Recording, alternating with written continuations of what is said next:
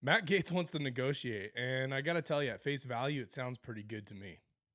The American people are frustrated and exhausted with the corruption and role of big money in the halls of Congress. That is why I'm introducing a 5-point plan. First, ban all PAC and lobbyist money to congressional campaigns. I don't take a dime of it. Second, ban completely stock trading and members of Congress from ever becoming lobbyists. Third, term limits for members of Congress. Fourth, term limits for Supreme Court justices. And fifth, an ethics code for Supreme Court justices. All right, you just watched Democratic Representative from California, Ro Khanna's 5-point plan for House reform. His plan includes 12-year term limits on Congress. It eliminates their ability to trade in the stock market while in office. It eliminates their ability to take money from PACs and lobbyists. It eliminates their ability to become lobbyists after their term of service.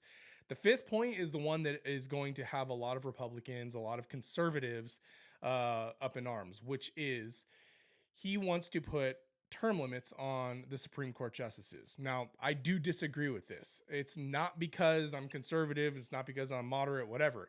It's because I don't believe that the Supreme Court is a position where they should be running for office on how they're going to interpret the law. As judges, it is their job to be impartial in the way they interpret the law. Now, I understand that the Supreme Court, especially as of late, has been a highly contentious and highly debated topic, right? Term limits. It's really easy to want to get Supreme Court justices out when you feel like their political leanings aren't in your favor. And I understand that. And I'm not saying that we have a perfect system. However, creating a precedent where they are running for an office and saying, hey, I am going to interpret law leaning in a specific direction causes problems. So I'm not a huge fan of that. I don't think that Gaetz, when he said, hey, let's talk about the motion to vacate. If you guys want to adjust the threshold for it, like let's negotiate. And he mentioned Ro Khanna's points. He wants to negotiate. So I think that there's room for the Republican Party to come back and say, hey, some is good, some is bad. Now, look, the first 4 points, I'm all for. At face value, this is awesome. Now, look, I've got a deep-seated distrust in anything political. So do I think that there is something shady happening below the waterline that we can't see? Absolutely. I don't know what it is. I'm sure it will probably reveal itself. There's always that aha moment.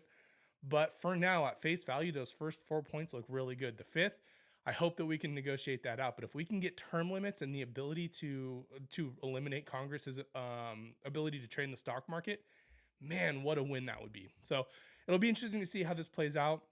We're definitely going to have to keep our eyes on it over the next couple of days.